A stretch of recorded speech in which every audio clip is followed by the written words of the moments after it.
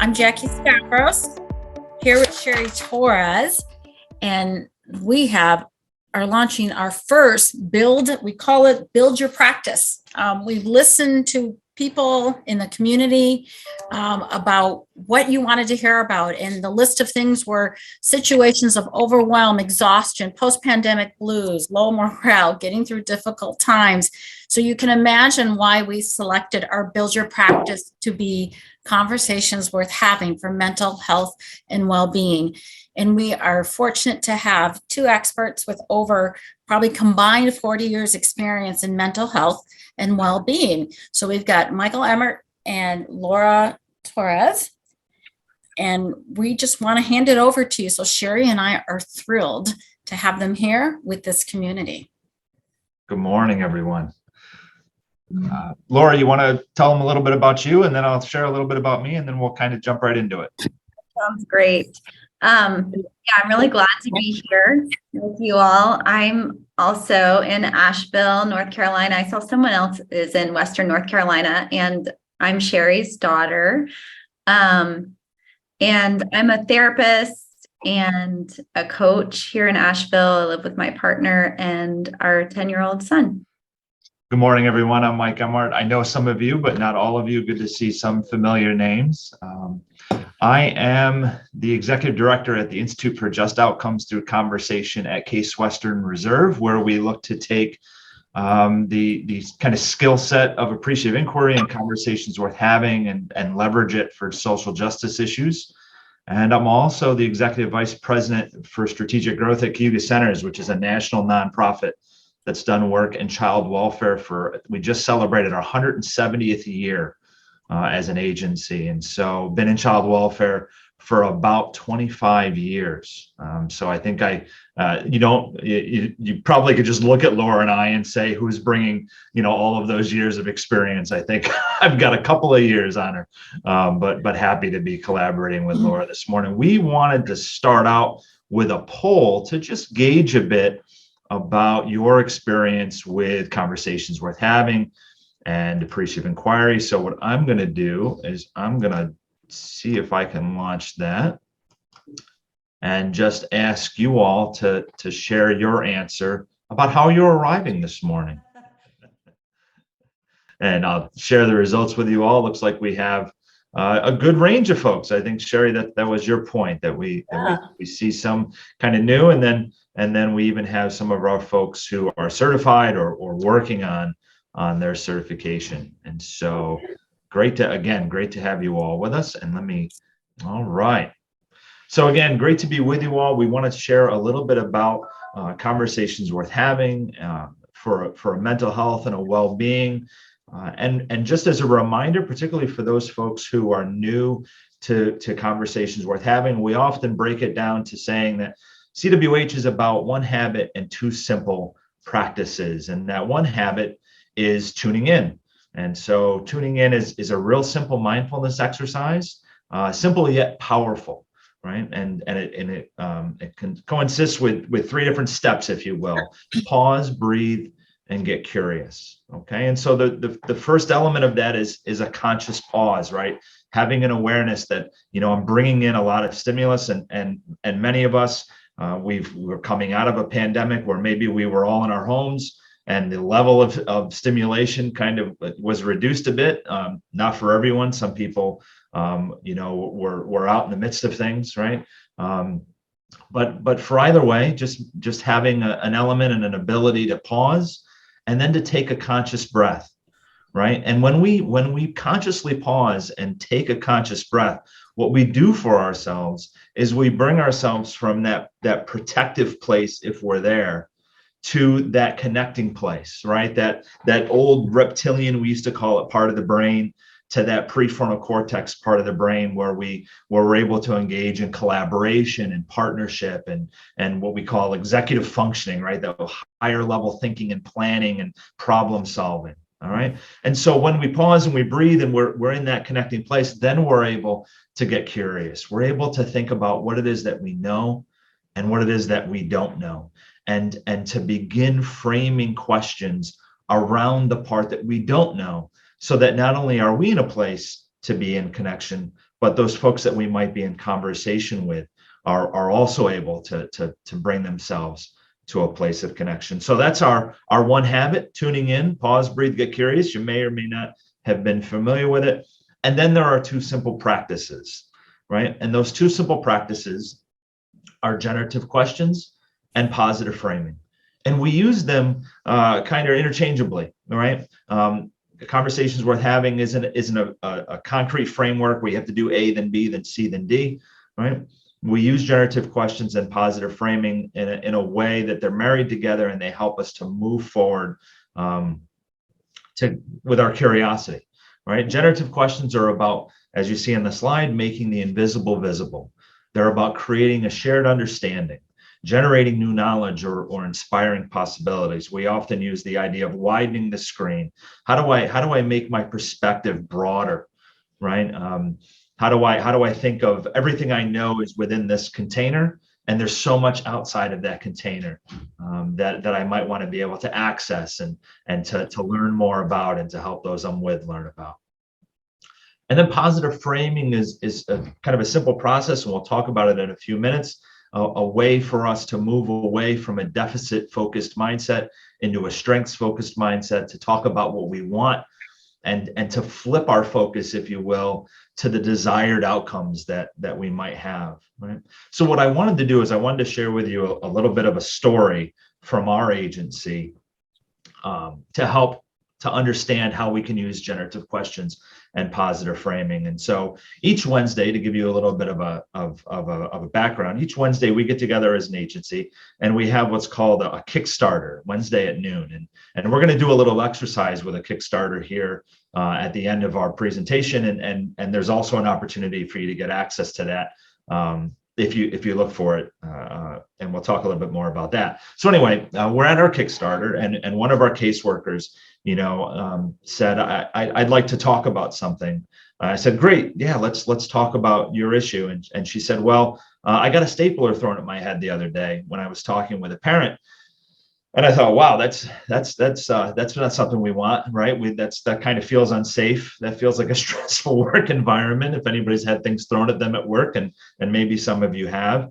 And I said, yeah, I think that's a great example for us to use our positive framing and our generative questions, because that's not a place that we want to stay, right?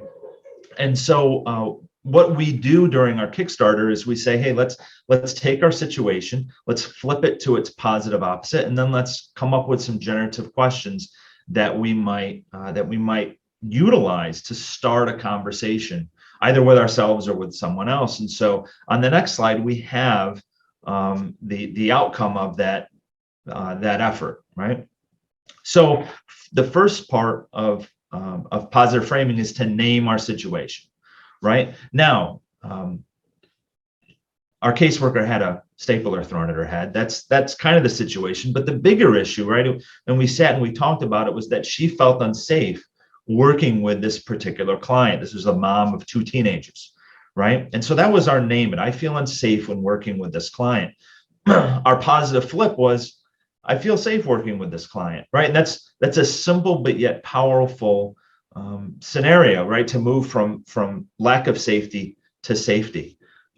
And that's a nice place to be, but we don't end there. We say, well, why is it? What's the goal of feeling safe in working with this family? And she said, well, I'll get to stay on the case, right? I'd like to continue to working with them. I care about this family. I care about the 2 teenagers. We're able to meet the case goals, and ultimately, a lot of our work is in trying to keep families together so that the children aren't removed from the home, they don't enter foster care or any kind of protective, supportive environment, that they're able to stay in the home to get their needs met. Right? And so, if we could stay there for just a minute. Okay. Back. There we go. Right. Now, once we create the positive frame, we're able to then ask some generative questions, right? And this caseworker was able to think about, all right, I need to have a conversation with mom around how I can stay in a case, how we can meet our case goals, how we can ultimately keep the family together. And because if you remember, conversations worth having isn't it isn't just about us getting to some place that we want to go. It's about us having a conversation about that. And if we can lead with some generative questions, we can begin the conversation and moving toward our positive frame. And so some of the questions that our worker came up with in this case was, hey, how can I share with you the news I need to on the case, right? What's the best way for me to communicate with you? Because if you know anything about working with families that have had some experience with the trauma, a lot of times the unsafe behavior, the throwing a stapler at someone, is really about them feeling unsafe and about them feeling disempowered. And so how can I empower you? You know, when you felt great about us working together, what was it about that, right? And this worker was able to lead with some of these generative questions about their working together in a positive way. And it had a remarkable impact on the case. It had a really significant impact on the workers' feeling of safety, but also mom's feeling of safety. And last I heard, there haven't been too many staplers flying since that conversation occurred. Right. All right. Thanks, Laura. I appreciate you holding space for that for just a minute.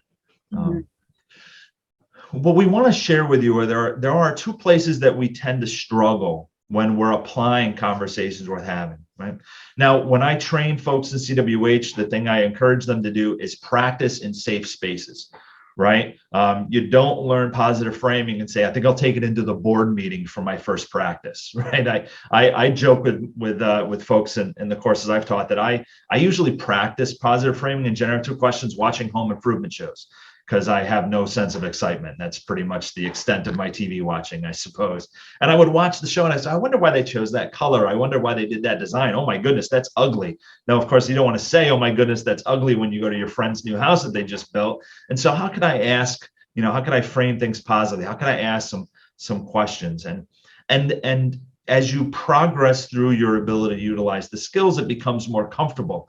But then we sometimes end up in situations where it's really sticky, right? Where the stress levels are high, where perhaps we're a little dysregulated, or the folks that we're trying to have a conversation with are dysregulated. And we found in those high stakes, high stress situations, there are places that we get stuck. All right. The first place that we'll get stuck is we forget to tune in. And in a minute, I know Laura's going to take us through some exercises. How can we tune in when the stress is really high? And then the other place, and I'll come back and I'll share with you a little bit about, is we don't hang out long enough in naming it.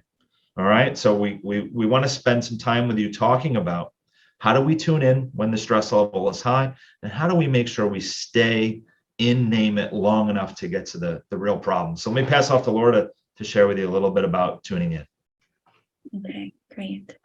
So yeah, as Michael was saying, when we don't tune in, it's hard to know if we're in connect ourselves. And this is one of the most important pieces of being able to have conversations worth having, is actually coming from a place of connect. We're not going to get too much into the neuroscience here, but our nervous systems are open systems. So we attune to each other. And that's why it's easy to get drawn in when someone else is defensive or they're in a state of protect. And also, alternately, when we can stay grounded in our space of connect and openness and curiosity, we'll talk about protect and connect in a minute. But we kind of help co-regulate the other person into that space of connect. Let's see, what else did I want to say about this? Another piece that's really important about tuning in is, I think sometimes we think of like protect as like a really big fight, flight, or freeze response. And sometimes it is really big, but oftentimes it's subtle. It can be like a really subtle, like judgment or explaining or annoyance or righteousness. So oftentimes we actually think that we're like, yeah, I'm kind of grounded in internal family systems, which is a lens I often work with. We call it self-energy. We think we're in self-energy, but we're really in a subtle protective part. So there's all these nuances to really notice, like, am I in connect? And here's what we're gonna talk about next. So I would love to hear input from you all. If you would type in the chat, let's start with protect, and maybe type in what you might notice when you're in a protect space. It could be noticing sensations. It could be noticing like types of thoughts or feelings when you're in protect. And protect being that like, more defensive, lots of judgment, tense, feeling tense in your body. That's great. My body tenses up. Tightness in the shoulders. I feel tightness in my chest, defensive, closed body posture. That's great. Thinking more than listening. That's great. Like thinking about what you might say, brain freeze, heart rate increases, not being present with the other person. That's great. Can't breathe, pounding. Yeah, so you can kind of see there's a spectrum to these feelings of judgment with a healthy dose of self-rightness or righteousness, stressed and mistrustful. Yeah, so you can see there's a continuum. And so it would be easy to miss these more subtle spaces that indicate we're still not really in connect. Yeah, so alternately, think about a time where you felt really connected and open-hearted. What types of qualities indicate to you, and you can type these in the chat as well, that you're in a really connected place where you're kind of open and ready to have connective conversations. Again, like could be body sensations, thoughts, feelings, can breathe. Yeah, relaxed, curious, feeling present in the moment, peaceful, warm. I love these. I'm smiling, I'm open-minded, curious, leaning in, excited to learn.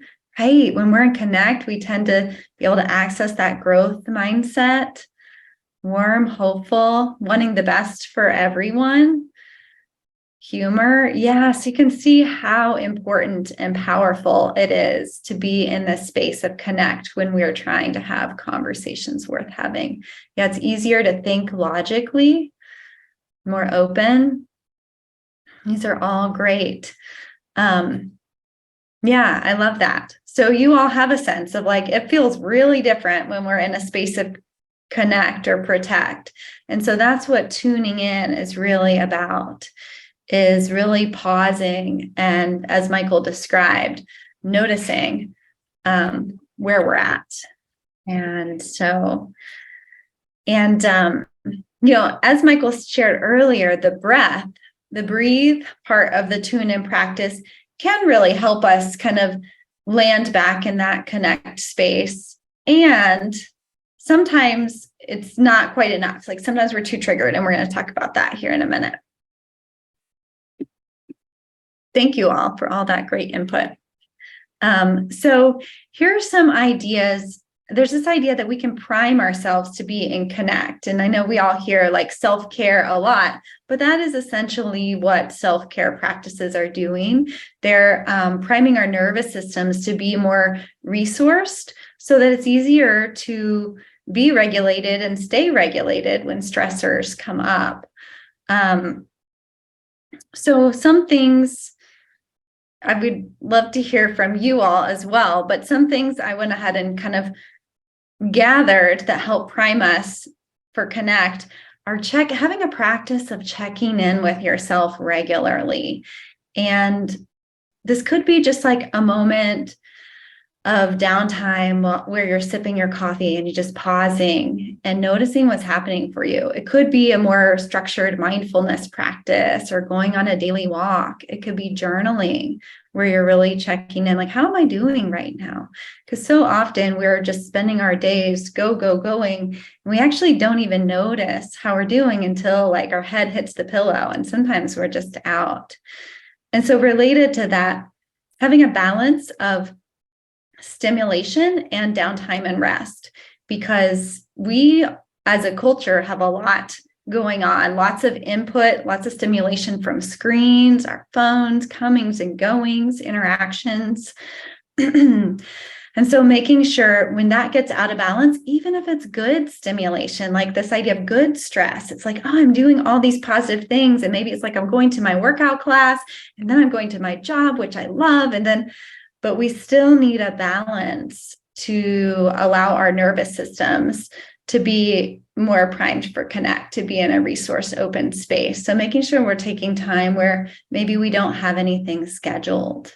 We have some unscheduled time, or just 30 minutes. We walk outside and eat our lunch outside instead of checking our email while we're eating lunch.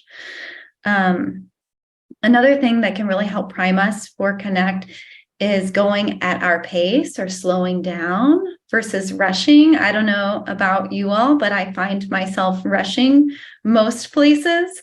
And what that does for your nervous system is it kind of amps it up. So then when you get to the place and you're still going, and it's like, oh, I'm 2 minutes late. And you can kind of see that doesn't prime us to be in a space of like openness and curiosity and connect. When we can do some of these practices on a day-to-day, we're more able to access connect in a moment of trigger. Okay, I'm going to zip through. This is a long list, but zip through the rest. Taking care of our physical body. That's basically like getting enough hydration, food, sleep, exercise. Those pieces are so important for our body to be able to function well, and our nervous system is housed in our body.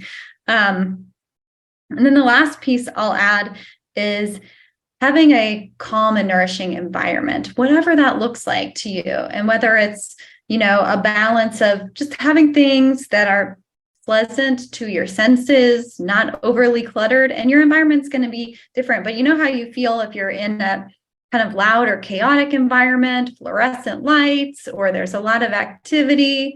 So making sure you're being as intentional. I know we can't always control our environments, or especially our work environments, but to see like, okay, well, if I have overhead lights, fluorescent lights, maybe I'll try bringing in a lamp for my desk instead, and just kind of experimenting with like what things tend to help us feel more resourced. Don't add an additional drain on our resources, so we can have those inner resources to be in connect when things come up. Okay. And again, this is not an exhaustive list, but it's to get you kind of thinking about things like regular things you do in your day-to-day that make it easier to be in a space of connect.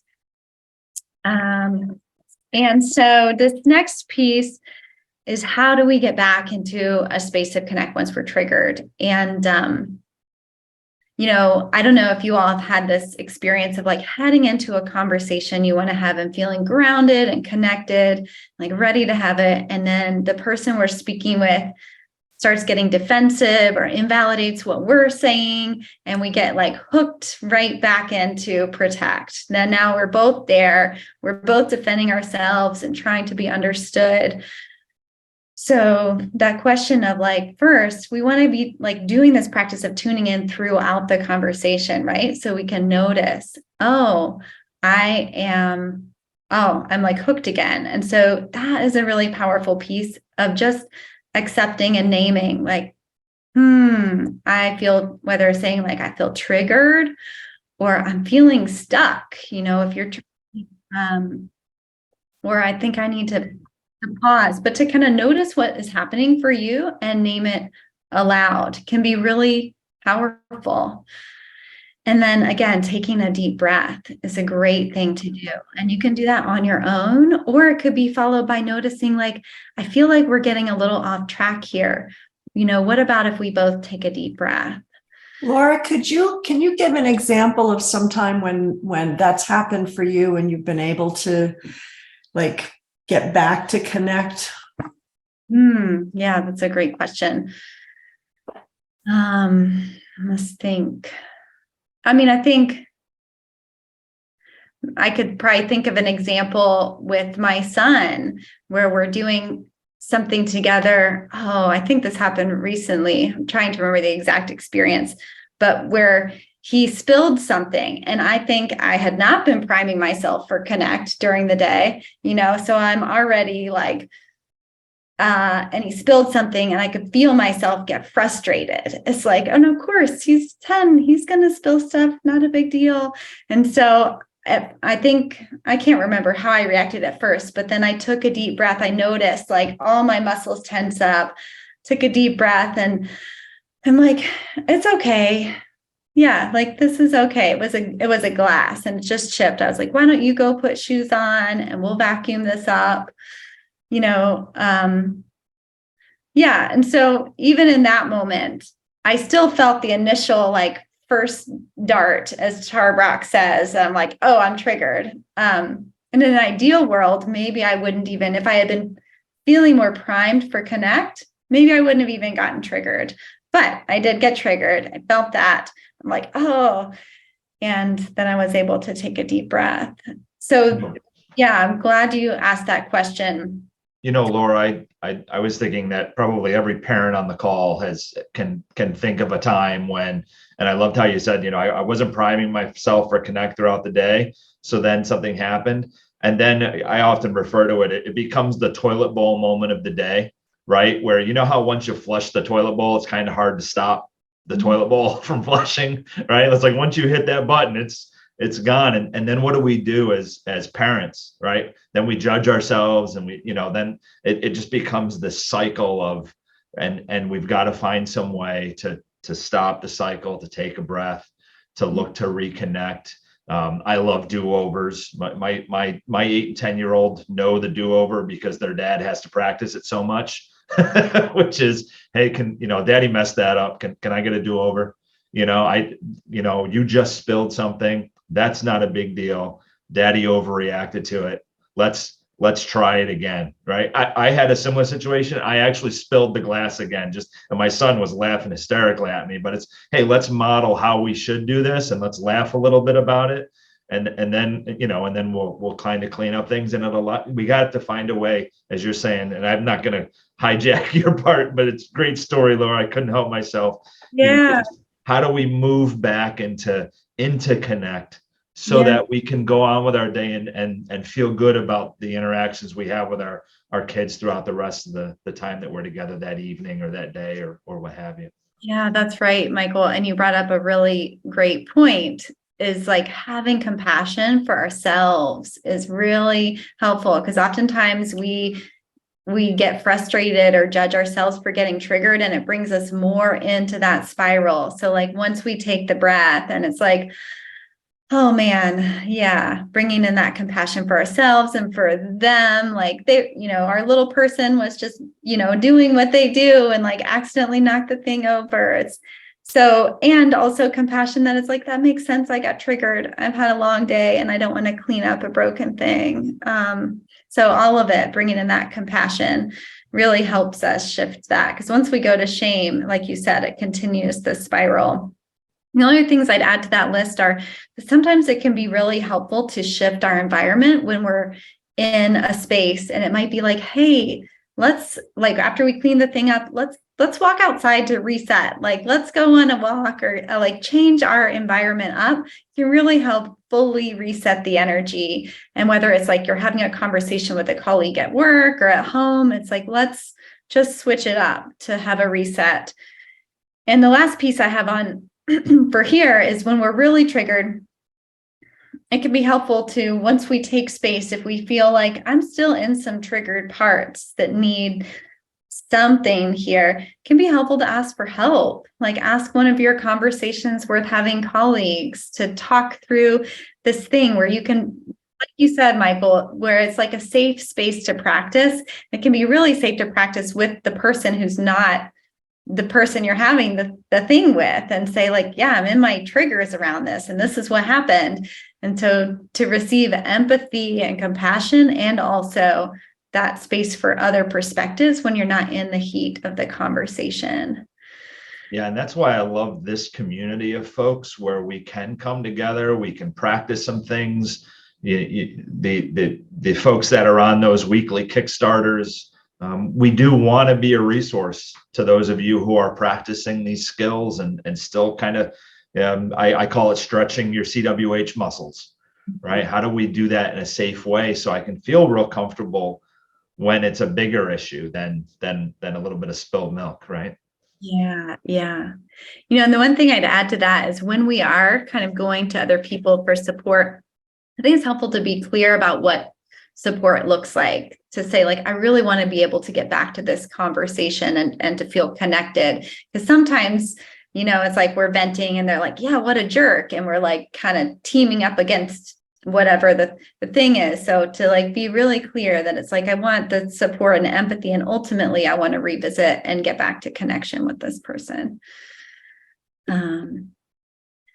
Yeah. And so the last piece that's somewhat related to connect is that I think a lot of us around the pandemic and in general can have grief come up that's unprocessed. And so oftentimes I see this in my practice a lot with clients, in my own practice, is if we've been in protect for a while, kind of like the pathway of moving back to connect is through grief. Like oftentimes we have to move through some tenderness and loss.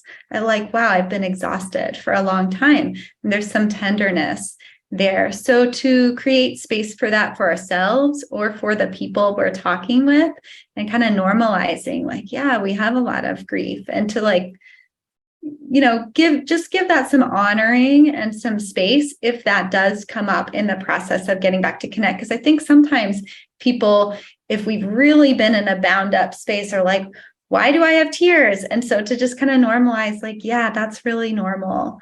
And also physiologically, it's how we release cortisol. So when we're kind of coming back into that resource nervous system state, there will be, and sometimes there's like shaking if we've really been in it. So to just be like, yeah, that's your body doing its thing. It's great. And kind of moving through some of that loss and cortisol release as we get back to connect. So can I just ask a quick question, Laura? It sounds like also this is a great awareness for us if we're dealing with other people and we're not particularly stressed, we're not feeling grief, we're not worn out, and we're dealing with somebody who just breaks down and cries in front of us, to be able to recognize, oh, they may have been in this stressful state. So how do I either frame the conversation, or how do I ask a generative question that creates that safety? Yeah. And I think that's a really good point. And related to that, it might be that if someone's really having trouble getting back to connect, maybe they have a barrier around not wanting to move through this. That if it's like, oh, I don't want my supervisor to see me cry. So I'm like kind of holding it in and not really fully getting to connect and just trying to get through the conversation. So whatever space we could create to like, it's okay. This is a space. We're all human. This has been a hard pandemic. It's still hard. It's hard, navigating that transition back. So yeah, I love that. Creating safety for that. Okay. All right, Michael, I'm going to pass it to you. Great. So we talked about there being two places where there's the chance for a little bit of struggle, and the one being tuning in and the other being hanging out and name it long enough. And what we mean by that is making sure that if we're engaging in positive framing where we're looking to name it, flip it, frame it, have we named it, right? I know for certain that there are a number of folks in what we call our CWH community who are dealing with a lot of burnout and dealing with a lot of, there's a million things going on, both in my personal and my professional life. And the reason we know is because we're on the calls and we hear what's going on and we see the body language. And I see the same thing in our agency, right? Where people are trying to use this new skill as we've been working on training all 1,400 of our staff, and conversations worth having, right? And a lot of times, if you don't spend enough time and name it, you struggle to go through the positive framing process, right? So for instance, one example might be, well, I feel really burned out. So the positive flip is, I don't feel burned out. Oh, okay, great, problem solved, right? And no, sometimes you have to stay and name it for a little while, and you have to think about the why I'm burned out, and make sure that we're not trying to flip symptoms, but we're really identifying what the problem is, right?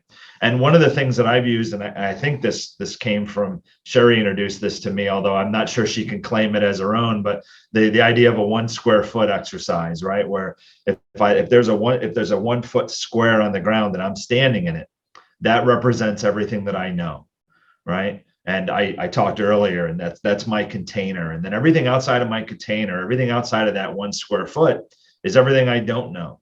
And am I looking to name the problem based on what's inside my container, or am I taking the time to think about what's outside of my container? Right. And so what I'm talking about, hey, I feel so exhausted. I don't have time for my family. I don't have time to go to the gym. I don't have time to do the things that I enjoy doing. Well, we have to get to well, what is it that's causing that? Right. And make sure that we're not naming a symptom. Okay.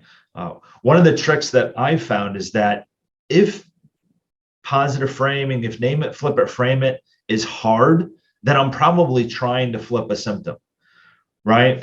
Earlier in our example with the stapler and the young caseworker who came, she said, well, the problem is mom's throwing a stapler at me. The positive flip is she doesn't throw a stapler at me.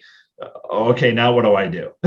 Right? And what we had to do is we had to spend enough time to say, the real issue is that you don't feel safe and she doesn't feel safe. And there's where the conversation has to occur, right? I'm exhausted at the end of the day. I don't have enough time to play with my children or to not overreact when they spill a glass of milk. That's a symptom. What I got to get to, what is it in my day? What is it in my work that's leaving me so drained and exhausted? Is there a way to work on that, right? Or do I have to maybe think about, making some changes in my life? Okay. And so if the flip is hard, you might be trying to flip a symptom, right? Because the flip's supposed to be easy, right? I don't feel safe. I do feel safe, right? I have too many items on my list. I don't have too many items on my list. I'm in conflict with my partner. I'm not in conflict with my partner, or I'm in a healthy place with my partner. The positive flip should always be easy, folks. If it's not, let's take time. Let's think about that 1 square foot. What am I trying am I stuck in my container, so to speak, right? Or can I move outside of that? All right. Any thoughts, Sherry, Jackie, Laura, on identifying the problem, or another example, perhaps? No, that was perfect. And especially if you're working on the flip with someone else, is to make sure you're both at a place that you're ready to flip it, that you've named it both. It really shows the relationship between tuning in and then moving on to the 2 simple practices, right? Because, am I in a place of connection? Am I taking the time to really think about how am I feeling and how am I arriving and all those types of things? All right. So we told you that we have Can I just add one quick thing there and then pass it back to you? Sure. Because it just occurred to me that when you're in those places of stress, or both people are stressed, burned out, et cetera, and so there's this tension in the relationship. What you all just said made me think it can be as simple as saying, wait a second, both people pause and breathe and say, what are we trying to do together? What do we want? And open it up to that, what you're about to do, which is create a positive frame, but doing it in a way that that just shifts the whole conversation right there. Yeah, that's really great, Sherry. And and if I go back to our stapler scenario, one of the things that our caseworker was doing was trying to address safety in the context of their regular meetings. And I said, you know what, I think, if you don't mind, I think you need to have a conversation about how you both feel, right? Let's not talk about any of the case goals for the day. Let's not talk about what the teenager, they skipped school, right? Let's just stop and have a conversation around, hey, you know what? You feel unsafe and I feel unsafe, and neither one of us want that or are going to operate really well when we're stuck there. So let's have a conversation about that. And then we'll come back the next time we meet and we'll talk about teenagers being teenagers and skipping school and throwing rocks through windows and all those kind of normal teenager things that kids do. Right? Yeah, absolutely. All right. So what's a Kickstarter, right? So Kickstarter is something that I think got generated a couple of years ago. And it was a way to stretch your conversations worth having muscle, so to speak. And I believe they were always on a Monday at around noon. I could be wrong about that. I'm pretty sure they're still on Mondays around noon for the wider CWH community. I talked about we do them at Wednesdays at noon in our agency, but it's really just hey, let's have a safe place to come and practice, right? Let's practice tuning in and talk about what's happening for me. What am I noticing about a given situation? And then, is there a place where I can bring a situation, and we'll usually say to folks, hey, bring a scenario. Is it personal? Is it professional? Is it the present moment, or is it something from the past you'd love to have a do-over on, right? Or something that you go, boy, I really, crashed and burned on that one. Can I practice that again? How would I have liked it to go, right? And to have a chance to go through the process of a positive frame and then asking generative questions, right? So again, the positive frame is we're going to name it, flip it, frame it.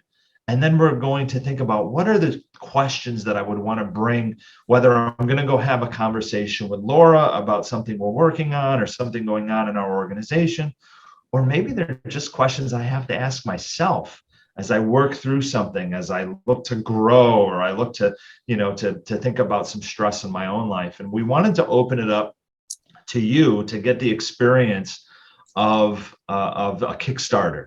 So I want to create just a little bit of a box, if I will, for it, right? So I'd love if you start thinking about, hey, what's a scenario I might want to work through really quick? But what we want to do is want to make sure that it's not too heavy, right? Because we've got about 17 minutes left with you, so we don't want to open up Pandora's box, so to speak, and then leave you in a place where you're kind of half through working through something, right? And then, of course, also have it be something that you'd be comfortable sharing with this large audience of folks. Some of them you might know, and some of them you don't. And we'll guide you through it. So does anybody have something that they'd say, yeah, I got an idea for a Kickstarter. This is kind of something, again, personal, professional, present, past, anything that you'd like to practice your skills with. And how we'll do this is someone will volunteer an issue. I'll help you name it. I'll help you flip it. And then all of us together, and this is, I'll tell you, you're going to get quite a resource here. All of us together will think about what are some generative questions we might suggest or we might use if we were you and going into that conversation. So you might leave here with 15, 20, 25 generative questions that are valuable to you. Anybody have something they'd like to try out? I do. Hi, Tracy.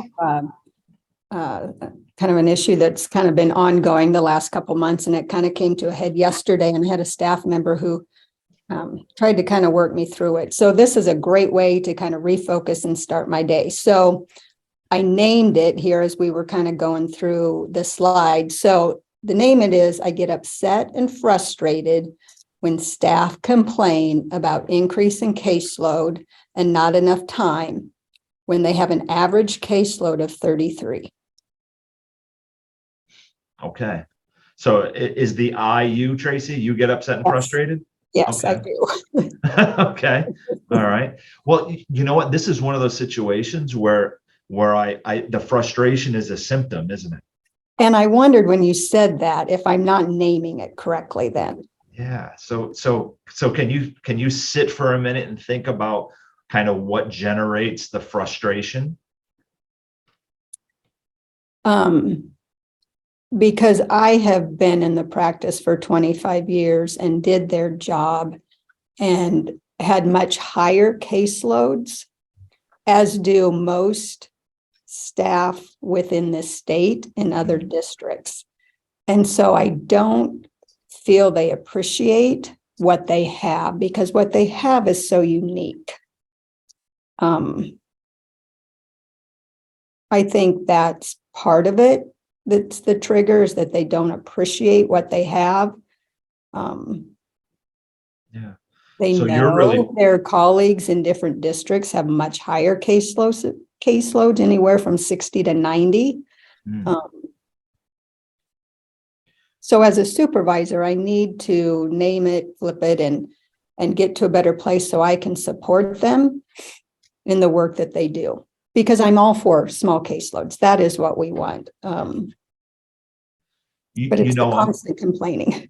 Yeah, I unfortunately, Tracy, we've never met before, so I hope I don't try to speak into your world too much, but I wonder if the name it is your struggle to feel like you're supporting them.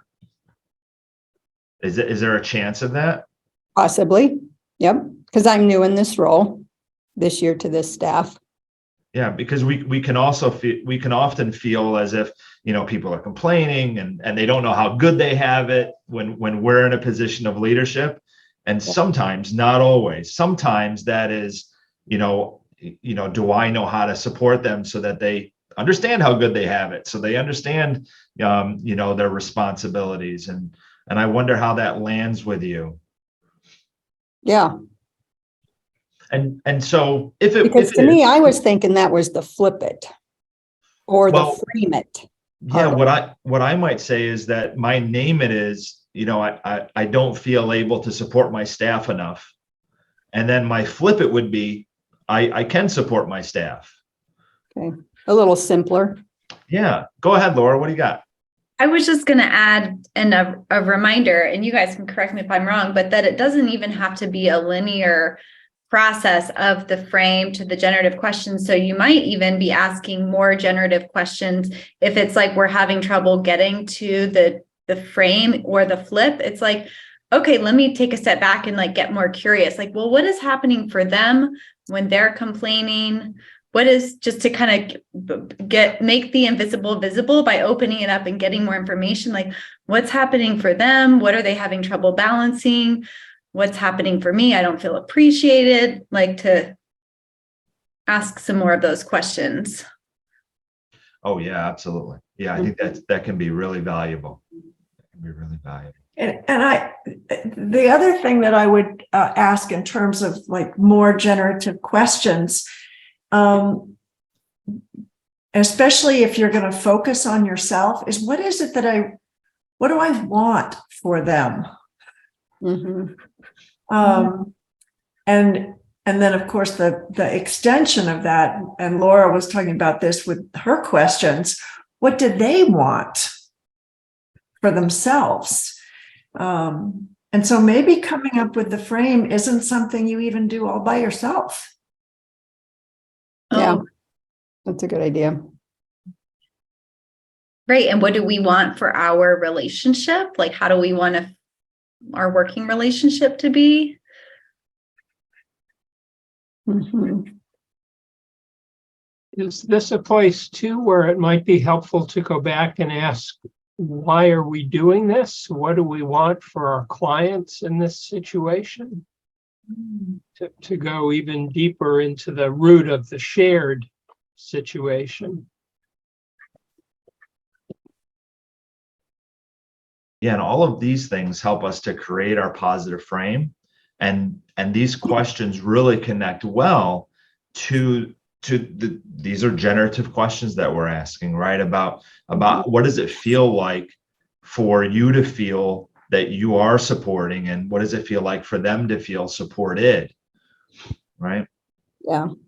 When you had those higher caseloads, Tracy, when you were doing the direct work, right? What was the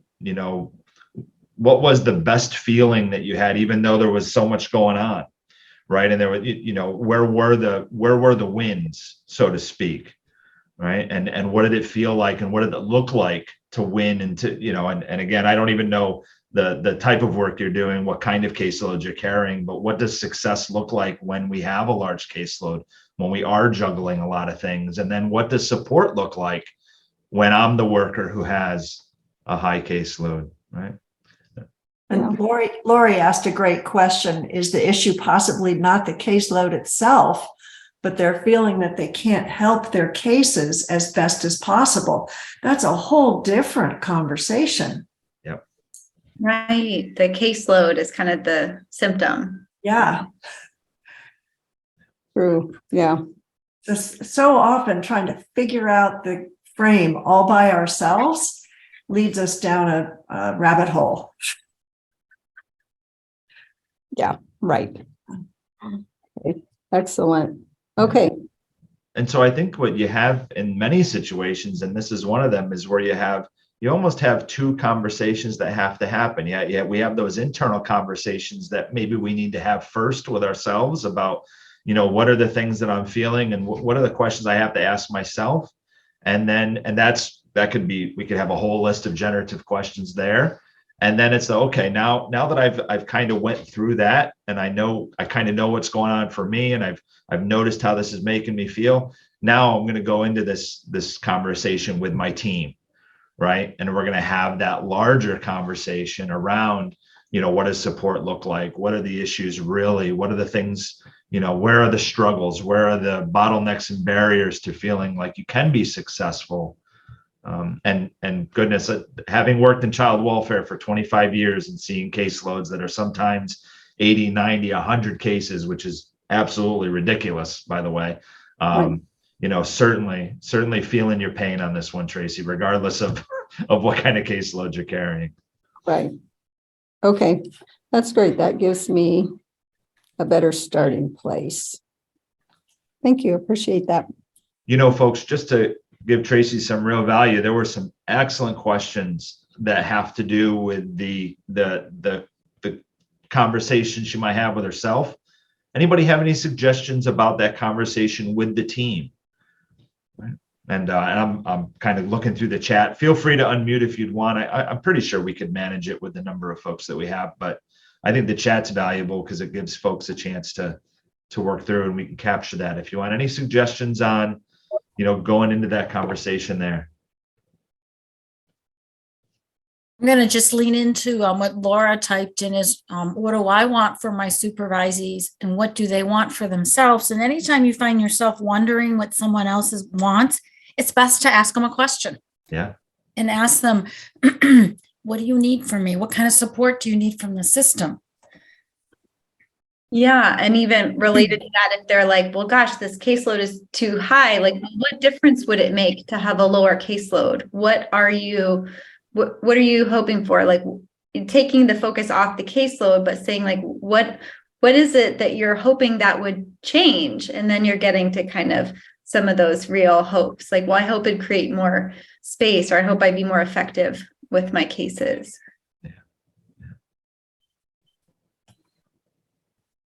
Yeah, good. Okay. Yeah, what is repeatable and scalable? That's a great question, Heather. Yeah. Again, if folks do feel overwhelmed, right? What are the things that we can do? And one of the things that occurs to me is if you're in a team setting and a lot of what you're doing there is saying, what's working, what are we really good at, how do we do more of that, but also, what do we need to challenge ourselves with, or what isn't working, what's dysfunctional, and using this 3-step process to ask the team to frame it themselves and then flip it. So if we were doing it all right and we were using the strengths that we know we have, how might that go? Yeah. And then coming up with actions that people could try out in the near term, so that you're coming up with something that, week by week you could build on, you can revisit and think about. That seems to be a very powerful process. Indeed.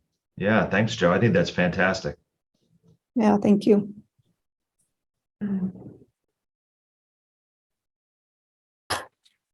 Yeah, there's a great question about accepting reality, to kind of consolidate Lori's point, right? We might not be able to change our caseloads, but how do we work together to make things more manageable, that we can all feel successful in the work that we're doing, which I think is really valuable. Great.